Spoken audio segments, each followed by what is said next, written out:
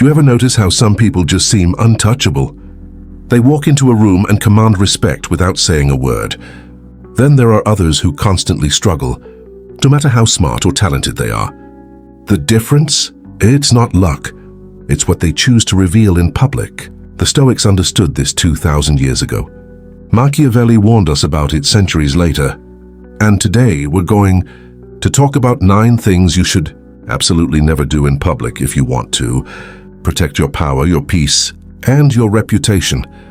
Let's start with the first one. Never complain in public. When you complain, you broadcast weakness. You tell the world that circumstances control you, not the other way around. Marcus Aurelius wrote in his Meditations that the best revenge is not to be like your enemy. Complaining makes you reactive. It hands power to whatever you're complaining about. Think about it. You're at work and someone keeps venting about their boss, their workload, their commute.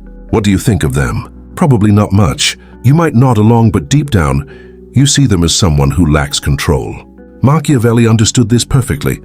He knew that leaders who showed discontent invited challenges.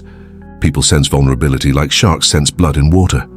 When you complain publicly, you invite judgment. You give others ammunition. You become someone who can be dismissed.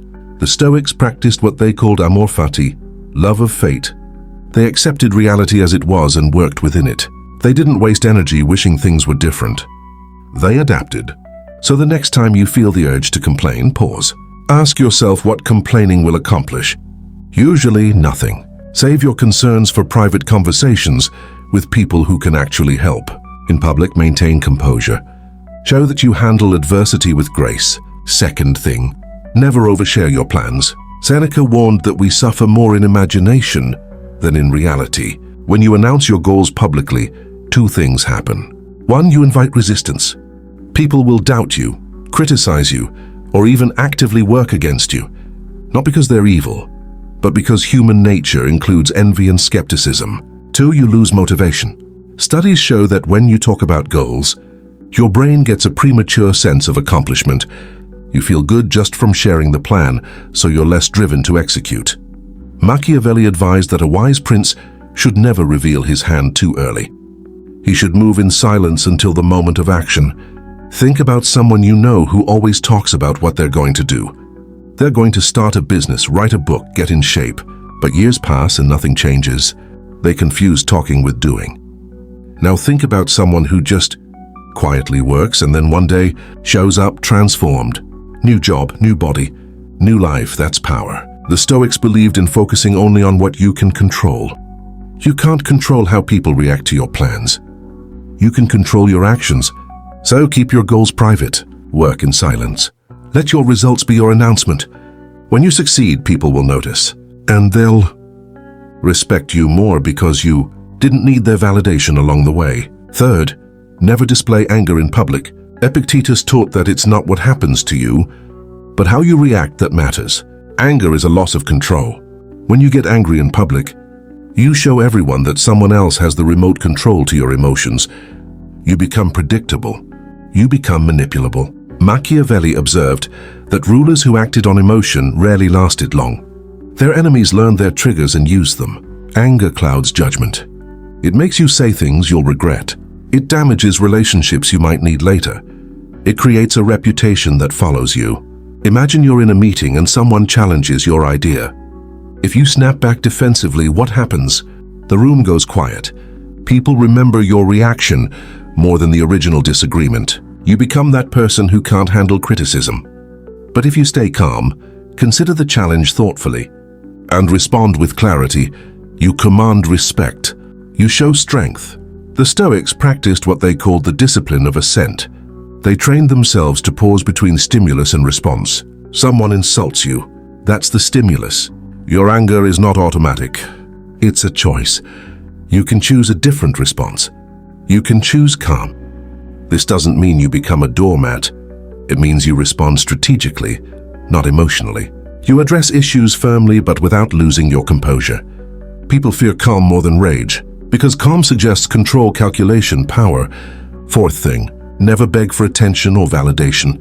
Marcus Aurelius wrote that the opinion of thousands means nothing. If you lack your own approval, When you seek validation publicly, you announce that your self-worth depends on others. You position yourself beneath them. You give them power over you. Machiavelli noted that appearing needy is the fastest way to lose respect. People are drawn to those who seem complete in themselves. They avoid those who seem desperate. Think about social media. You've seen posts where someone is clearly fishing for compliments or sympathy. Multiple selfies with captions like "feeling," "ugly today," or constant updates, seeking reactions. What do you feel? Probably pity or annoyance. Compare that to someone who posts occasionally, shares genuine moments, and doesn't seem to need your approval. That person intrigues you. The Stoics taught self-sufficiency as a core virtue. They believed your value comes from your character and actions, not from external approval. When you need validation, you become a puppet. Others pull strings and you dance. But when you validate yourself through living according to your principles, you become free. You can receive praise without depending on it. You can face criticism without crumbling. In public, carry yourself like someone who already knows their worth. Not arrogant, just secure. Let your presence speak for itself. Don't announce it. Don't beg for it. Just embody it. Fifth, never expose your vulnerabilities unnecessarily. Seneca advised that we should choose carefully whom we trust with our weaknesses. There's a difference between authentic connection and careless exposure. In private, with trusted people, vulnerability creates intimacy. In public, it creates targets. Machiavelli was brutally clear on this. He wrote that it's better to be feared than loved if you cannot be both. He didn't mean you should be cruel. He meant you should never appear weak. People exploit weakness. Not everyone, but enough that you need to be careful. Consider sharing a personal struggle publicly. Maybe you're dealing with anxiety or financial problems or relationship issues.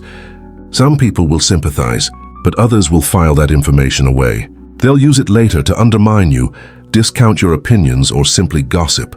The Stoics valued dignity and self-mastery. They faced hardships, but they didn't broadcast every struggle. They dealt with challenges internally or with close advisors. They presented a strong front to the world. This isn't about being fake, it's about being strategic.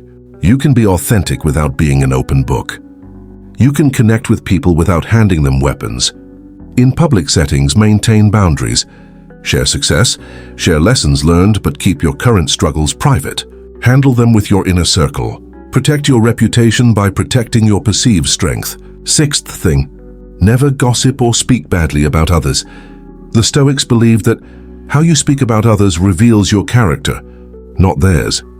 When you gossip in public, you accomplish three things. You make yourself seem petty. You create enemies you might not even know about.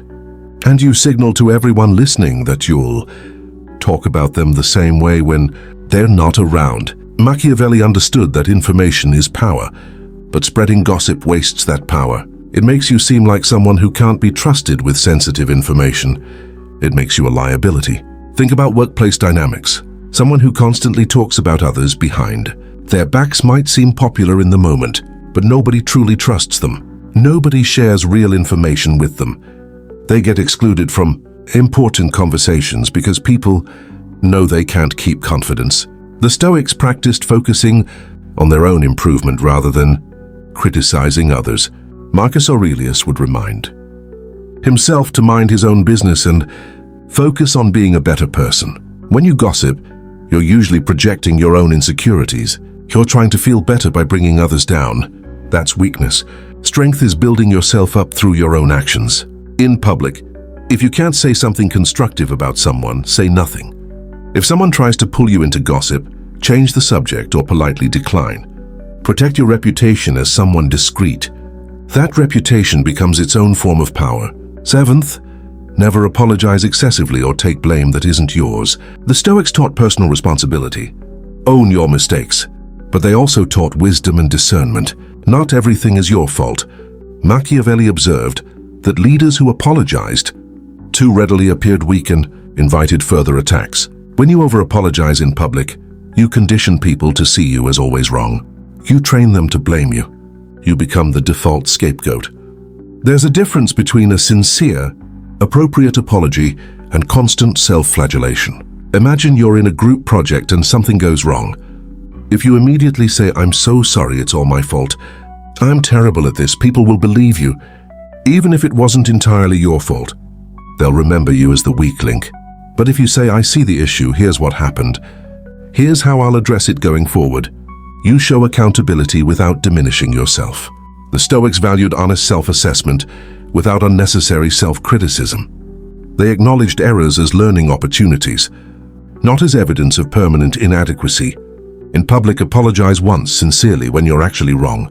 Then move to solutions. Don't grovel. Don't repeat the apology endlessly. Don't take responsibility for things outside your control. Show that you're capable of growth and correction, but not that you're a perpetual victim of your own incompetence. Eighth thing, never reveal your full financial situation. Whether you have a lot or a little, keeping finances private protects you. Seneca, despite his wealth, wrote about how money changes relationships. When people know exactly what you have, they treat you differently. If they know you're wealthy, some will resent you. Others will try to exploit you through guilt, manipulation, or outright requests. If they know you're struggling, some will pity you. Others will see you as less capable or less valuable. Machiavelli advised that a leader should appear prosperous, but never reveal exact resources. This prevents enemies from knowing exactly what you can or cannot do. It maintains strategic ambiguity. Think about how uncomfortable it gets when someone publicly discusses their salary, debts, or expenses in detail. It creates awkwardness. It invites comparison. It breeds resentment or superiority. The Stoics believed in living according to your means and finding contentment, independent of wealth. They didn't tie their identity to money, but they were smart enough to know that others do. In public, keep financial discussions vague. You're doing fine.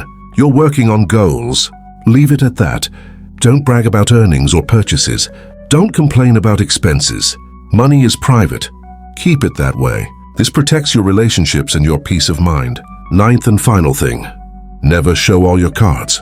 The Stoics valued wisdom, which includes knowing when to speak and when to stay silent. Machiavelli built his entire philosophy around strategic thinking. He taught that mystery creates respect. When people can't quite figure you out, they pay attention. They wonder. They respect. When you reveal everything about yourself in public, your thoughts, your methods, your knowledge, you lose leverage. People can predict you. They can counter you. They can dismiss you. There's no intrigue left. Consider two people in a business setting. One talks constantly, shares every idea immediately, explains all their reasoning. The other listens more, speaks selectively, keeps some thoughts private. Who seems more powerful? Who do people lean in to hear? The second person. Because scarcity creates value. When your words are scarce, they carry more weight. The Stoics practiced thoughtful communication. They believed in speaking only when they had something valuable to add. They didn't need to fill every silence. They were comfortable with mystery. In public, be pleasant but maintain some reserve. Share enough to connect, but keep your depths hidden. Let people wonder what else you're thinking. Let them work to understand you. This isn't about being cold or distant. It's about understanding that power often lies in what remains unsaid. So there you have it. 9 things you should never do in public. Never complain. Never overshare your plans. Never display anger. Never beg for validation. Never expose vulnerabilities unnecessarily. Never gossip. Never apologize excessively. Never reveal your finances. Never show all your cards. These aren't just ancient principles. They're practical wisdom for navigating modern life. The Stoics and Machiavelli lived in very different times, but they understood timeless truths about human nature. People respect strength, composure, and mystery. They exploit weakness, chaos, and oversharing. You get to choose which you display.